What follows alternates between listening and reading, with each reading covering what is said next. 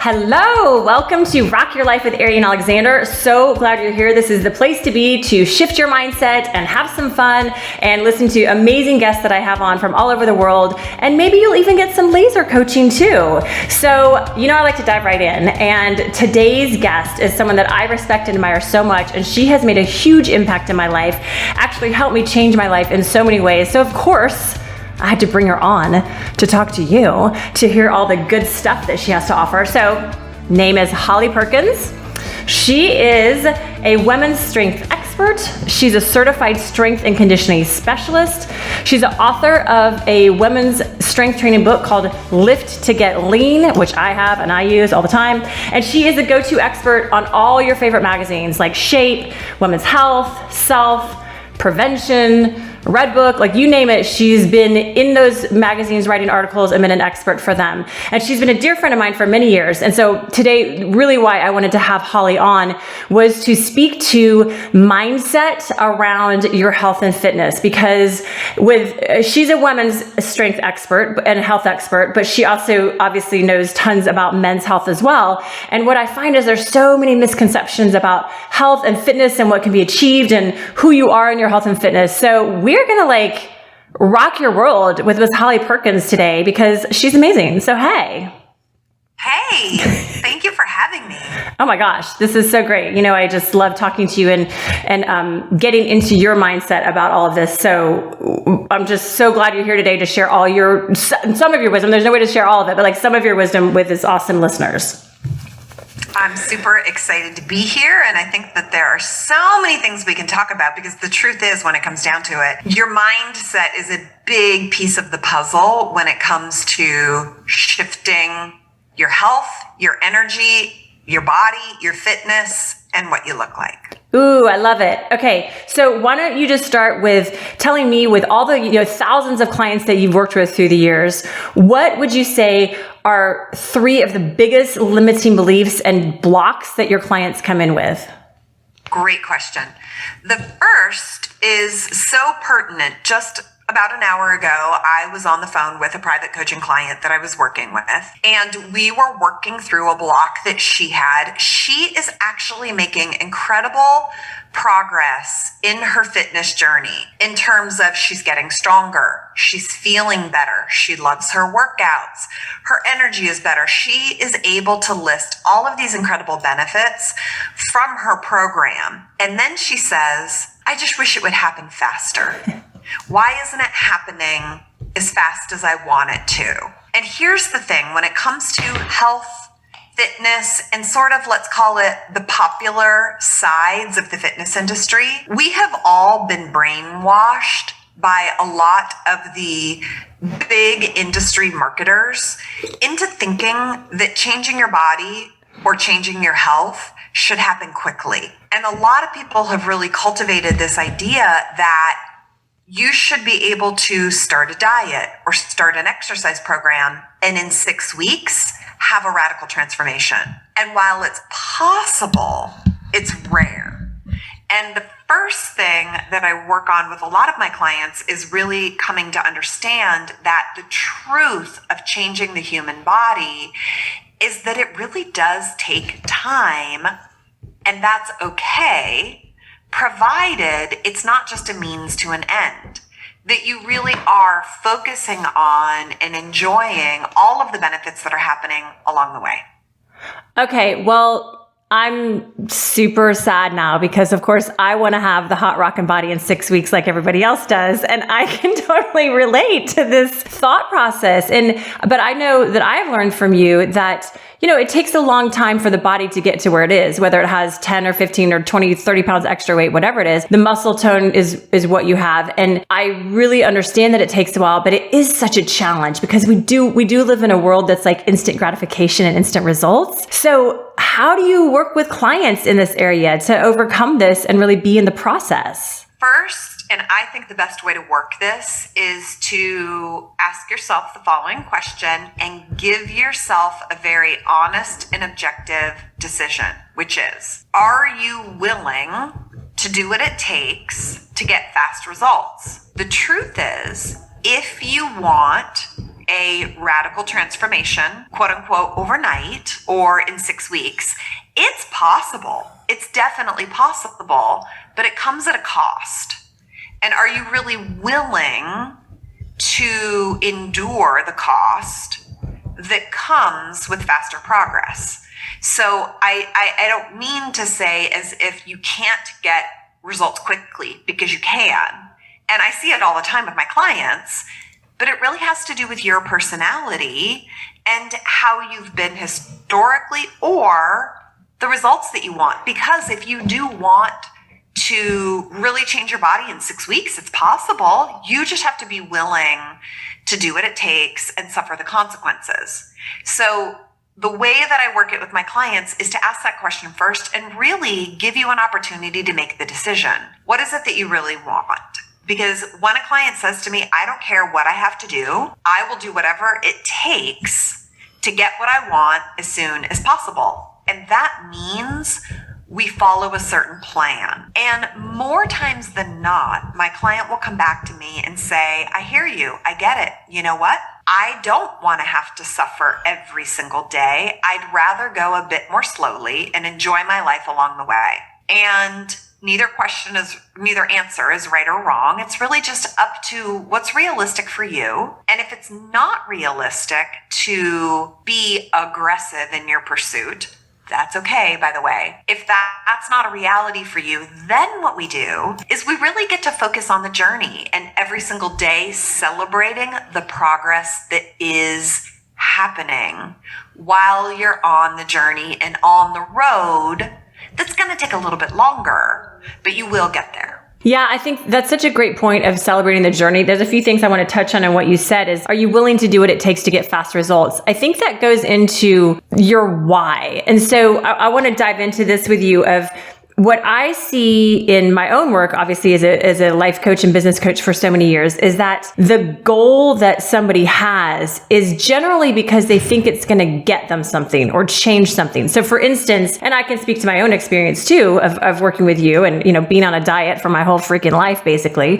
that, there's this thought that like, oh, when I lose the 10 pounds, when I fit into the black dress, when I fit into my skinny jeans again, then everything will be great. Then I'll be fine. I'll be happy. It's like what I call the dangling carrot is when I get the thing, then I'll be happy. And there's also a part of that that's like, since I am a few pounds, I'm not saying me, but whoever, if I am 10, 15, 20 pounds overweight, then I can't get a guy, or I can't be happy in my life, or I can't wear a swimsuit because I have this extra weight on me. So there's a couple things at play there. That there's the thought that the weight or the fitness deters you from doing something that you could be happy doing. And then there's the other side of it. You think you'll be happier once you get the thing. So I'm curious, because this ties into what you're saying. Like, are you willing to do what it takes? Well, there has to be a strong why behind that. And really what I find, if it's just like you think it's going to lose 10 pounds to make you happy, like it's never going to work, basically. But you see this all day, every day. So what do you speak to in what I just said? Yeah,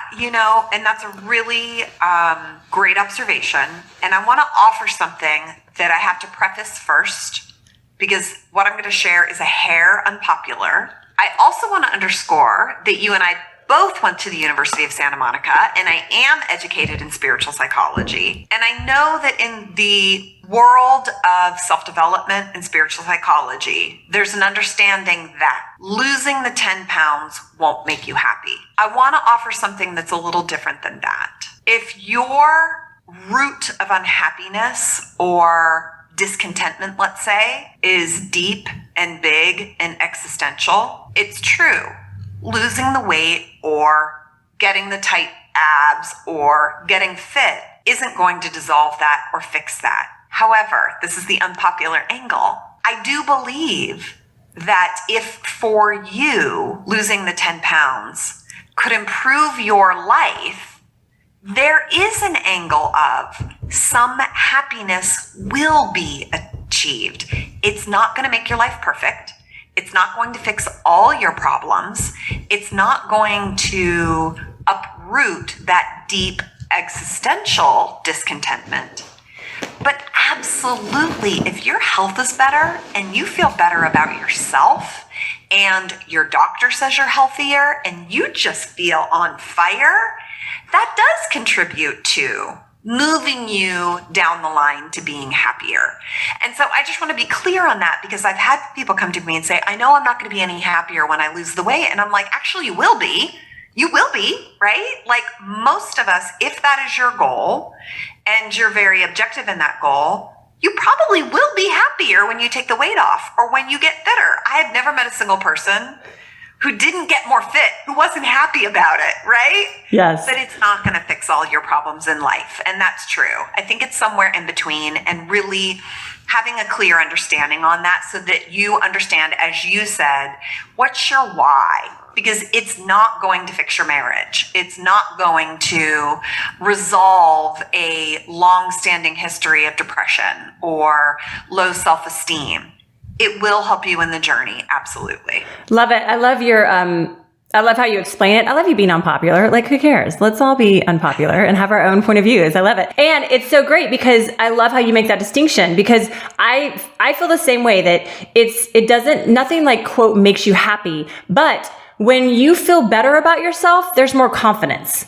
You want to, and like you say, when you have more energy, like you do more, you create more, the creativity's there. When you're not hung up, like thinking you're ugly and you don't look good in your clothes and when you don't have that energy running, it's open up for creativity, for more to come in. So I'm a big fan, and I've shared on social media, and I'm going to do a whole episode about this. I recently got some little nip tucks, some little plastic surgery to enhance my appearance. And it's made me have another little sparkle in my step. It definitely helps me feel more confident. So I'm always been a big fan. I'm like, I've had Botox and fillers in my face for years, and people are like, I can't believe you talk about it. And I'm like, why would I not? Like, I'm not going to pretend like this is all natural. I have a good base, but like, basically I'm like, if you need to put fillers or Botox in your face so that every day when you're looking at your face, you get a reflection that's more pleasant, that's going to help you feel better, therefore have more confidence, want to do more things, want to put yourself out there more. I'm like, great, go for it. Like, whatever you need to do is awesome. So I like hearing you say that, because it makes sense to me as well, but it's not going to fix, like you say, it's not going to fix your marriage and your depression, but like, you can get more confident and feel better about yourself. Yeah, I love that you shared that. Thank you for sharing that, because I know that could be a very personal thing to share, but that's such a perfect example, right? Like, plastic surgery isn't going to fix all your problems. And it absolutely, as you said, if it makes you happier, there's a value in that if that makes you happier. Along the lines of,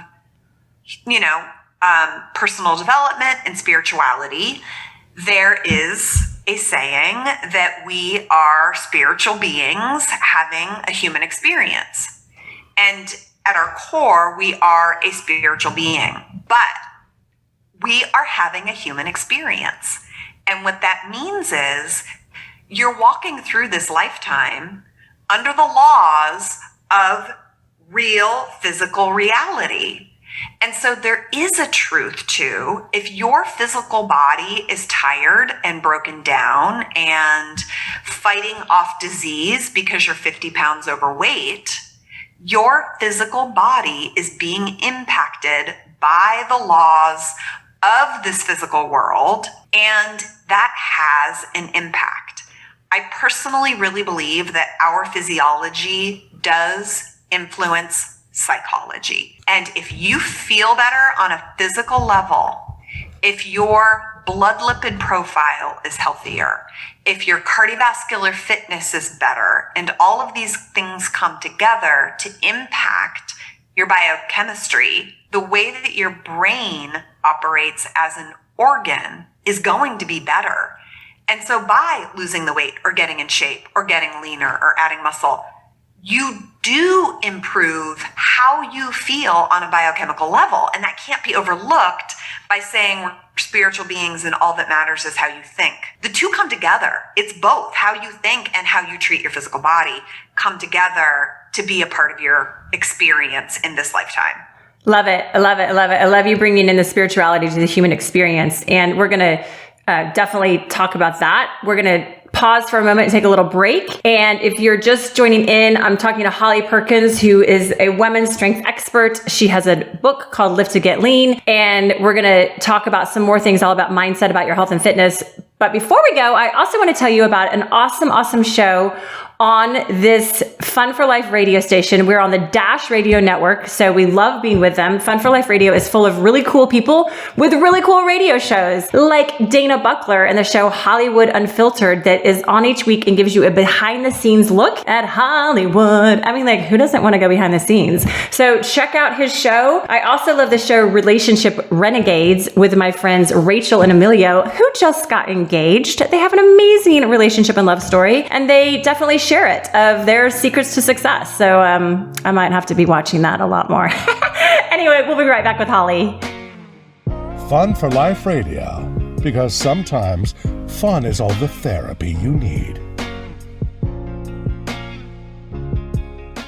Okay, here we are with Holly Perkins again. She's dishing it out to you. She's just a pro and has been doing this for 20 some years, working with thousands of people all over the world in really helping them increase their health and fitness through strength training, through eating, through nutrition, through cardio. And she gives very specific plans. Like, that's one of her expertises, is she gives very specific plans to her one-on-one clients of what to do. And then she has amazing group programs too. I've done so many of Holly's courses and just really changed my body through understanding and learning from her. So that's why I wanted to bring her on today.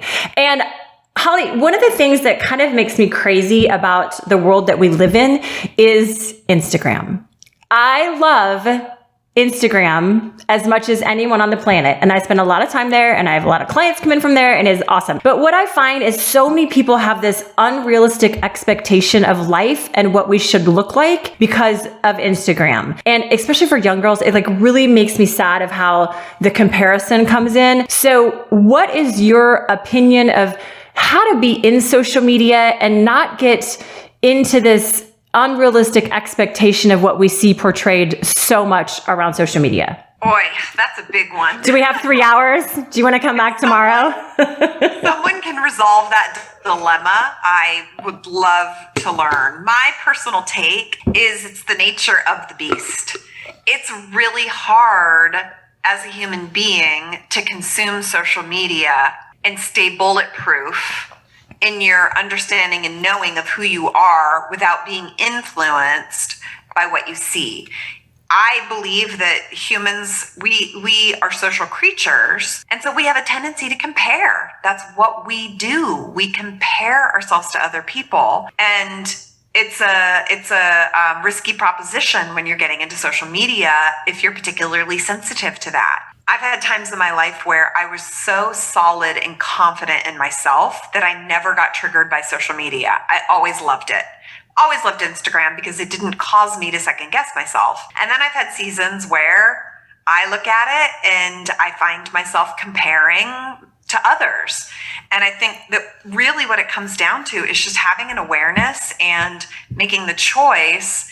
Do you want to be exposed to visual images and messages that inspire you, or do you want to be exposed to messages that tend to cause you to second guess yourself and question yourself and curate your feed therefore, right? It's like, find the influences and the people that are positive that make you feel confident and make you feel good about where you are and make you feel inspired, and let that inspire you, because it can also be such a great place for education and inspiration.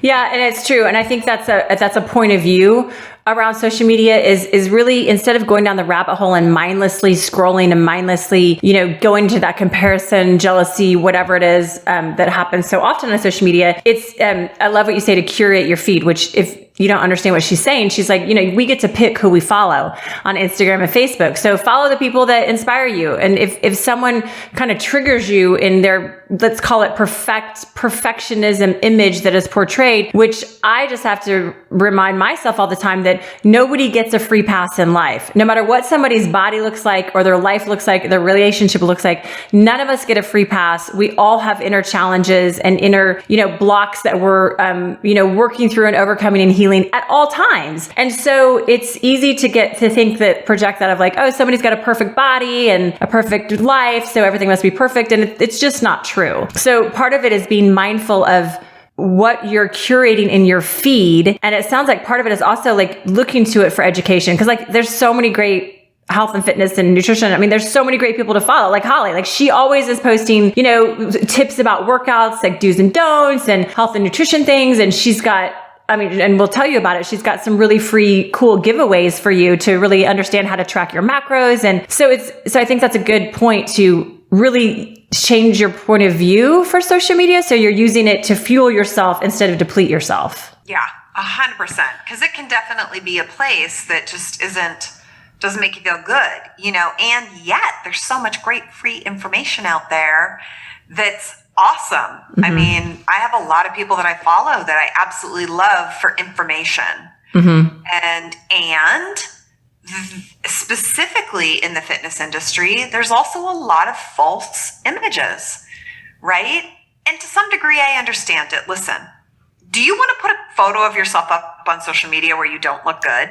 No, never. Who would post a photo of themselves not looking great, right? Mm-hmm. I mean, we would never do that. Mm-hmm. And so there are those people and those accounts where their photos are highly edited. The vast majority are edited. Even a filter does wonders for a person.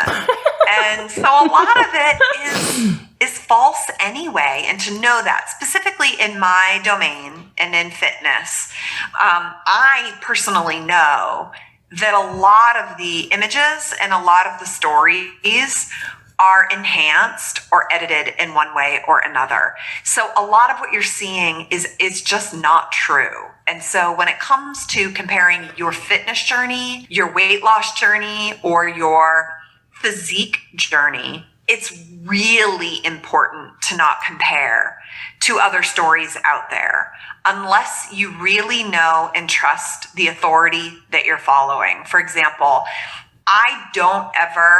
if I'm ever sharing, let's say, a success story from a client, the photos come directly from the client. I don't touch them. I don't put a filter on them. Maybe I crop them. Maybe I put a smiley face over their face. But it's really important that my testimonial photos are from the person, that they're 100% authentic. But I do know a lot of other fitness experts out there that are even editing their before and afters of their clients. And so you really got to be careful and know that what you're seeing is often not an accurate story of what's going to happen in your own journey. Yeah, that's a really good point, right? Not to always just buy into the images that you see. It's like, there's a thing that's like, don't believe everything that you think, in the personal development world. And it's also don't believe everything that you see, because we never know what's actually edited or not. And that's a really good point, because I can do that too. I'll look at these before and afters and I'm like, oh my God, what a transformation. And then I kind of look closer and I'm like, is that even the same person? Like, I'm not quite sure, and so, yeah, that's a really good point. And understanding all this. And I know this firsthand from working in the fitness industry for now 30 years. A lot of the bigger companies that do large scale marketing and selling, even if they're not editing the photos, let's say photoshopping the photos, there's a lot of manipulation that goes on behind the scenes to capture the photos. For example, in the before photo, a lot of times the person will be instructed to slouch a bit, to have messy hair and no makeup, to have bad lighting when they take the photo from a bad angle. And then in the after photo, they are posing, they are smiling, they have a spray tan, they're wearing clothing that's more flattering. And there's a lot of behind the scenes that goes into making the photo look better than it actually is, because it's being compared to a photo that isn't as bad as it looks. And so even if it's not photo editing, I know it and I see it. I don't want to name any specific brands, but brands, I've seen the tactics that go to really make these photos have a bigger transformation. Wow. And the truth is, here's the big limiting belief buster. You could do it too, right? It's like, you could do it too. If they're just telling a phony story by taking a photo in a certain way, you can go get a spray tan. You can go put some makeup on. You can make yourself look a whole lot better too in your own before and afters. Everybody looks better with a spray tan. It's all phony anyway. Just focus on yourself, because it's just so phony. I would say 80% of the fitness industry is false in its representation. Wow. There are absolutely people out there that have high integrity, that are telling you the truth at all times, that aren't editing photos. Absolutely. Thankfully, more of those people are coming out, thank goodness. But there's definitely, certainly when it comes to the big companies that spend money on marketing, a lot of it is just so phony. Wow. Behind the scenes scoop from Holly Perkins. I love it. She knows. Okay. We're going to be detectives now, looking at those befores and afters. Don't believe everything you see. Okay. So in my experience with so many friends, for years and years, that one of the biggest things that I see, biggest challenges, is people don't know how to, people know how to eat well, kind of. But let's say we know sugar's bad. Coca-Cola's bad. We know the things that are French fries, fast food, whatever. But what I hear is oh, it's so hard to give up sugar, or it's so hard to give up this treat, or it's so hard to give up wine. Of course, nobody wants to give up their wine. And so people just don't do it. And then it's the guilt comes in too of oh, well, I just had an ice cream sandwich and oh my God, I'm so bad. So there's this punishing thing too. So in your experience working with people, for thousands of people for 30 years, what do you see are the biggest challenges in this place of balancing food so you can be healthy? Yeah, and I think the first thing is it is hard. I want to acknowledge that. Quote unquote, giving up your wine or your sugar or your alcohol is hard. That is true. So I acknowledge that for people who feel that way, 100%. And something that I teach is, as I said earlier, from my perspective, and when we look at your body from a medical perspective, from a science perspective, from a real world physiology, the truth is physiology trumps psychology. You are going to make choices and decisions based on your physiology more than your psychology. So if your physiology is unstable for any reason, you're hungry, you're tired, you fasted until noon and then worked out on empty, and you're hungry, you can't psychologize yourself into a good decision. And so what I teach is, let's get your physiology stable. Because if I take that out of the equation, you are so much better able to make a good decision from psychology. But if you are, like I said, hungry and tired and your blood sugar has bottomed out, it doesn't matter how mentally strong you are. It doesn't matter how successful in your business you are. It doesn't matter how well developed in personal development you are. If your physiology is demanding something, you're not going to be able to make a really wise choice. But if you start to eat in a way that stabilizes your psychology, then you've got a lot more bandwidth to make good decisions. And really ask yourself, why is it hard for me to give up my wine?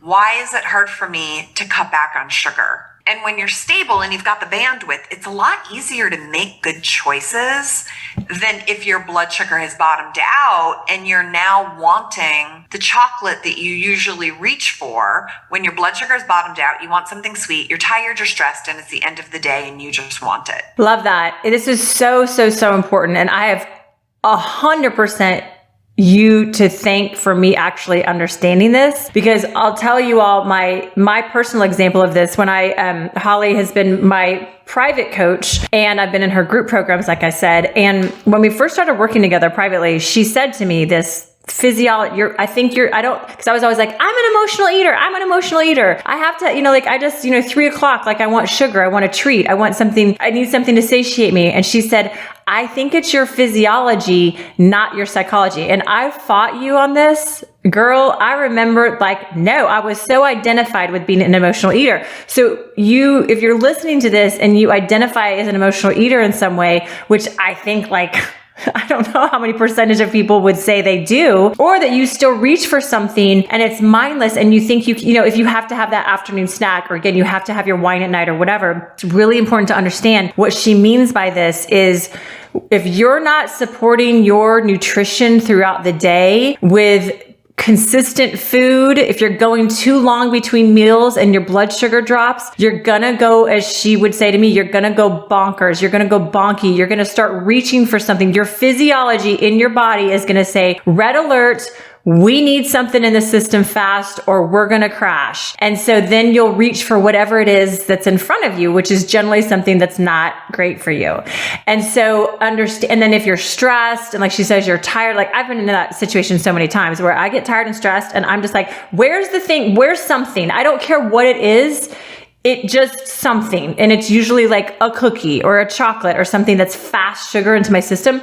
So once I got this from Holly, and I'm sharing my personal experience with you all, because once I understood that I needed to eat consistently throughout the day, I needed to balance my fat, protein, and carbs throughout the day, that I didn't go in long stretches of time without eating, that I was drinking enough water, you know what happened? I stopped reaching for chocolate at 3 p.m. I stopped reaching for chocolate at night. I didn't have the cravings anymore because my physiology, my body was actually satiated.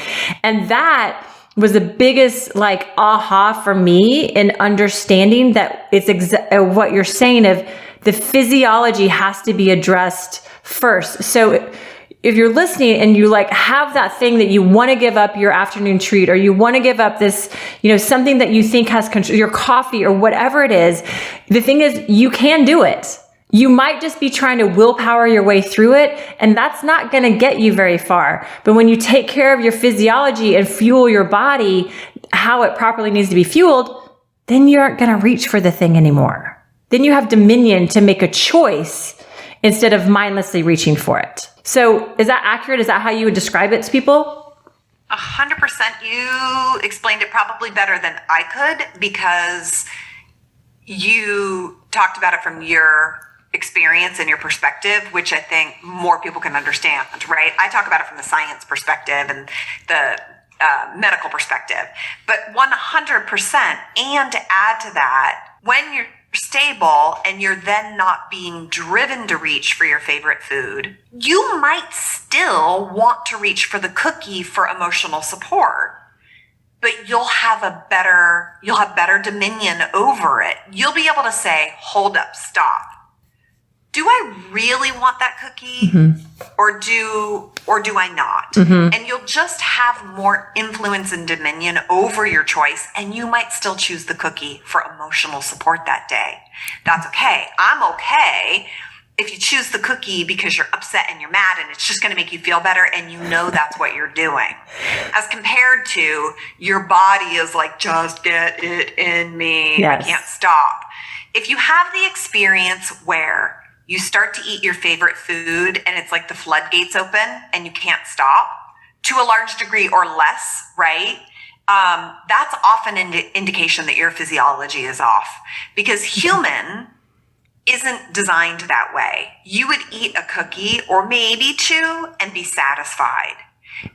When you're balanced, no one is going to stuff their face with 5 or 6 cookies. And if you can do that and want more, that's a sign that your physiology is off. There's nothing wrong with you, but your physiology is unstable and is driving your behavior more than your emotions. Wow, that's fascinating. It's just something to look at, to really start to be a detective in your own life and the things that the food things that have a hold on you, and really start watching yourself of, can I stop? Can I have one? Because I know people that, I laugh at friends that are like, I just have one piece of dark chocolate every night and that's enough. I'm like, what the fuck? I'm like, I need like 2 bars of chocolate and that'd be fine. Like one small square? Like, what are you talking about? Like, it makes me laugh. But, let me tell you from personal experience, when I was in my 20s, I was living in New York City, I was working out a lot.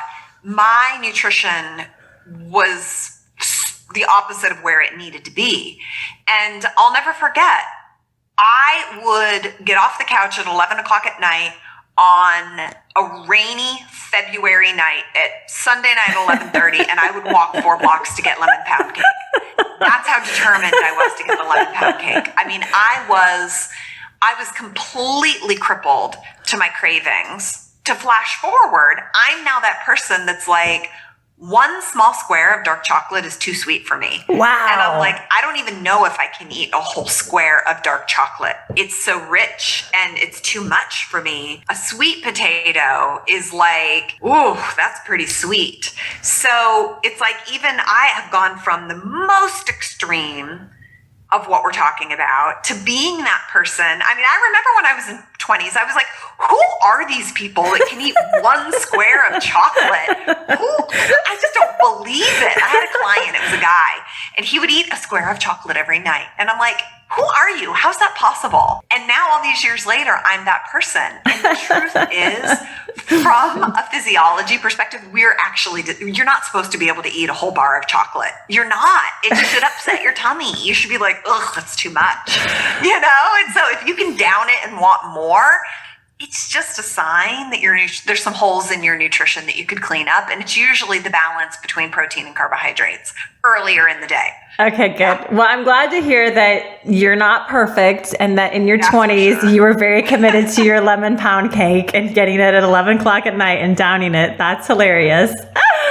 And I'm like annoyed that you're that person that can eat one little bite of dark chocolate. But here's the thing. You've done it. I've watched you. I know. When we were really intense in our coaching, you got yourself to the place where I remember you sending me a message and you were at a party and you got there and there were sweets or treats or something. And you're like, I walked right by them and it wasn't even difficult. I remember you saying that. You've been there. You've experienced it. And it's okay if you're not there now. It's no big deal. But knowing that it's just a function of your nutrition and it's the choice that you want to make, right? Again, it goes back to the very beginning of this conversation. To what degree are you willing to put the effort in for the outcome that you want, right? Yeah. To what degree are you willing to suffer the consequences to get what you want? And eating better will get you, or eating differently, let's say, because you eat great, and I know that, but eating differently or more strategically might get you back to that place where you have full dominion over how much chocolate you eat. Yeah. And I'm teasing. I am there. I'm actually having no sugar January. And it's been great because I just found I was munching on things over Christmas. I was like, just a piece of chocolate here and there. And then all of a sudden I'm like, it's 3 pieces of chocolate a day. And I was like, I don't need, So I buckled down. And what was interesting in this experiment of no sugar January, because I was like, okay, what am I going to do after a meal when, and I'm sharing this story again, because if you're listening, you can probably relate to this because it's like this sense of deprivation. I was like, okay, what am I going to do when it's after a meal and I think I want something sweet. Because I'm used to having something sweet.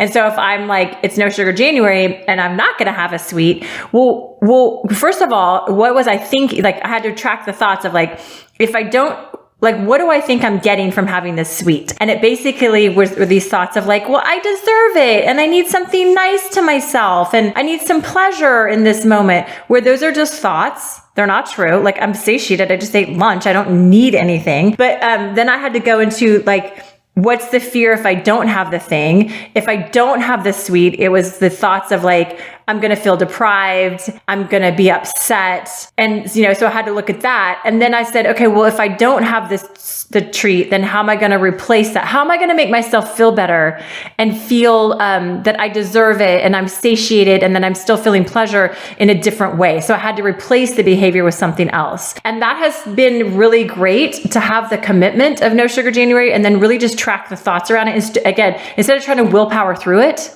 it's like really tracking the thoughts around what am I thinking I'm going to get from this thing? What am I thinking if I don't have this thing? And then how do I replace this thing with thoughts or something that I do that actually feels good so I can manage it?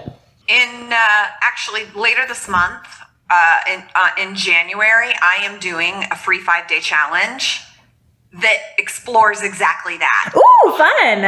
How exciting. Explores exactly that.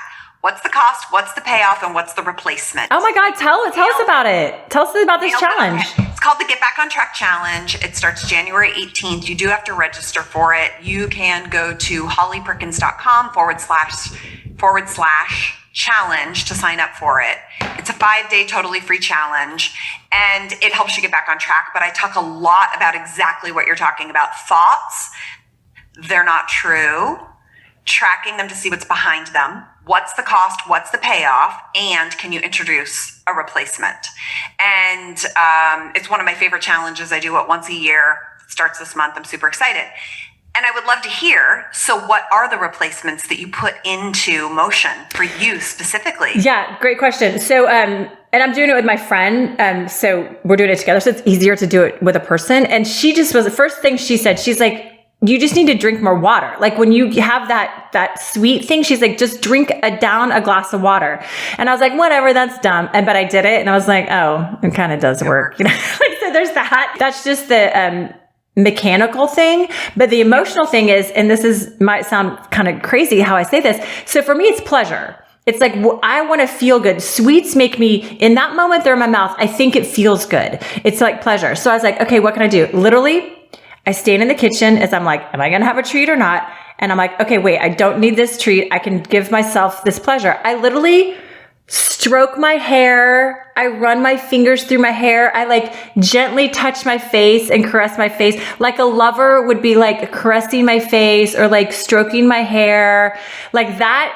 I'm doing it right now. Like I'm stroking my face. If you could see me on video, I'm like stroking my face. It's like the sweetest thing. And it just calms me down and it gives me this delight inside my body that I'm like, oh, I get to create this pleasure for myself. It's not from a freaking piece of chocolate. I've just thought it was a piece of chocolate, but it's actually coming from me. So discovering that has been like game changing.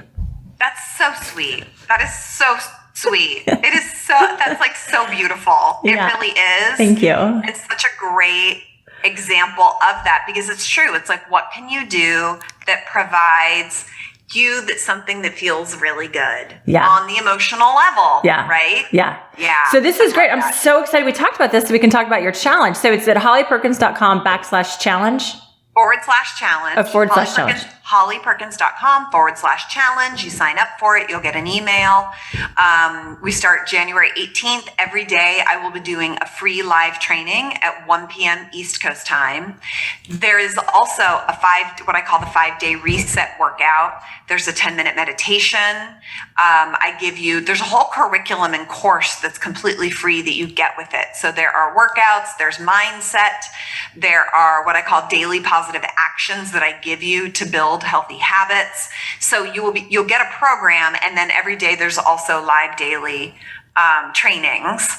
And I did it last year for the first time, and I was just blown away by the results of the women that it's largely women in my community, assuming you've got some men listening to this right now. It's largely men in my community. I'll give you that heads up.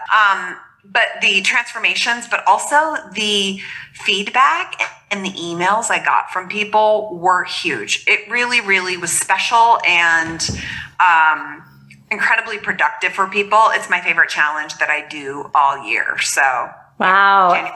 I'll be in there. Of course. That sounds amazing. Oh my God, that's so perfect. And you can also go to Holly's Instagram. It's just at Holly Perkins, HOLLYPERKINS. And be sure to follow her on Instagram because she's always posting amazing, tips and things for you to do for workouts and health. But she also has the cutest dog, Buckley, that's always on her Insta stories. So you got to go meet Buckley. Okay, we're going to take a break. We'll be right back in a minute with my friend Holly Perkins talking all about health, nutrition, fitness, being awesome, changing your mindset, basically just all the good stuff. We'll be right back. Fun for Life Radio, because fun is habit forming. Okay, yay! We're back with Holly Perkins, and we're dishing about just health, nutrition, fitness, all the things that can really help you stabilize and move forward in 2021 the way that you want to in your body so that you can actually feel good. And if you are just joining my show and you don't know what this is, and you're like, who are these people talking? My name is Arian Alexander, and this is Rock Your Life with Arian Alexander, where I'm part of the Fun for Life radio station on the Dash Radio Network. And we have really cool shows at Fun for Life. Check out Pili Montilla's show called Truth and Tunes. Pili's a music expert. She's a cultural music expert, and she has amazing musicians and people in the music industry from all over the world that she comes on and interviews. So check out Truth and Tunes with Pili Montilla. And if you're like to love or be in love, or have you ever been in love? Do you like to be in love?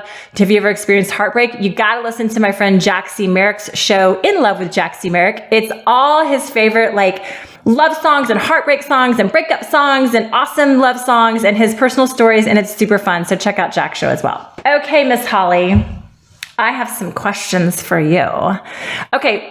Who inspires you in your health and fitness? Like, who do you look at or listen to or read that you're like, that's cool. They say good stuff. Like, or is there, or even anyone just in life that inspires you? It's okay. That is so hard. It is. Oh my gosh. It's okay. It's okay. You can say me. It's okay. We're all friends here. You for sure. Absolutely.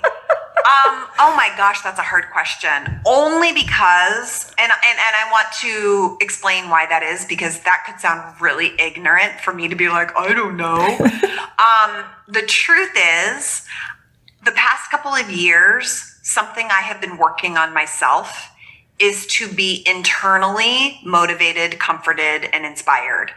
And so my journey over the past couple of years is to really try to be internally motivated. So I've been choosing to spend less time being influenced or inspired by other people. And as strange as that may sound, it's just been a part of cultivating my own belief in myself.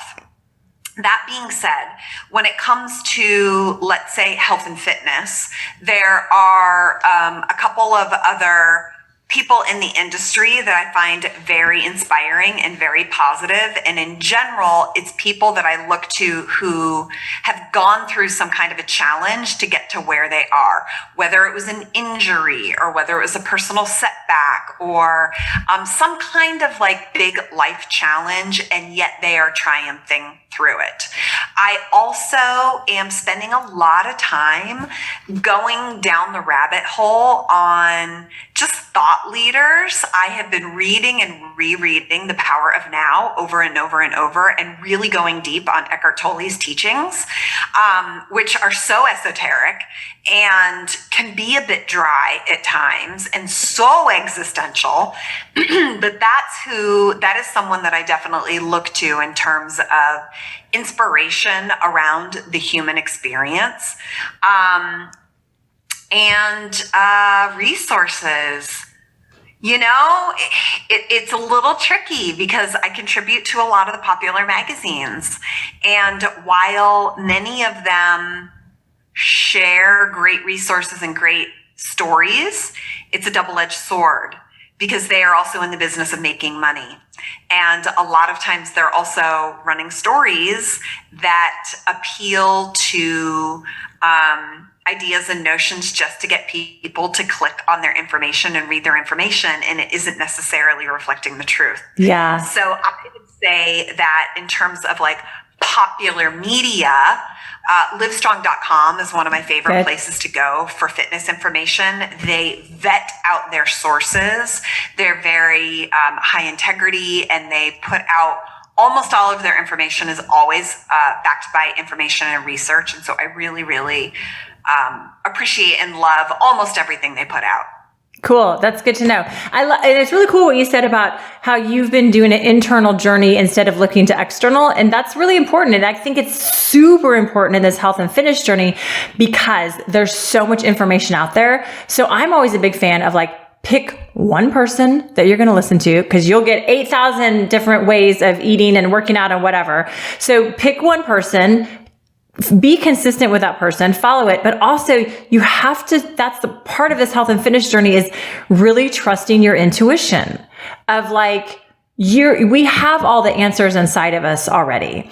So even in the thing of like, let's call it emotional eating or whatever, the intuition already knows, the physiology already knows how to eat, right? The intuition, which is the physiology, which all goes hand in hand, it knows how to eat. It knows how to exercise. When we were cavemen and cavewomen, we weren't eating cookies. We weren't laying in bed all day watching Netflix. We were gathering the berries. We were walking around. Our bodies intuitively knew what we had to do to survive. Well, now fast forward in today's world, we don't have to hunt for our food. So we don't have that, but that's already in us. So the more that we can listen to that inner intuition and really let that guide instead of overriding it with the thoughts about like, oh, I don't feel like working out today. Or like, oh, I'm just going to eat the cake because, I deserve it at somebody's birthday, whatever it is. Again, which is fine if that's a choice, but that inner intuition will always guide you in the right path, especially in this health and fitness journey.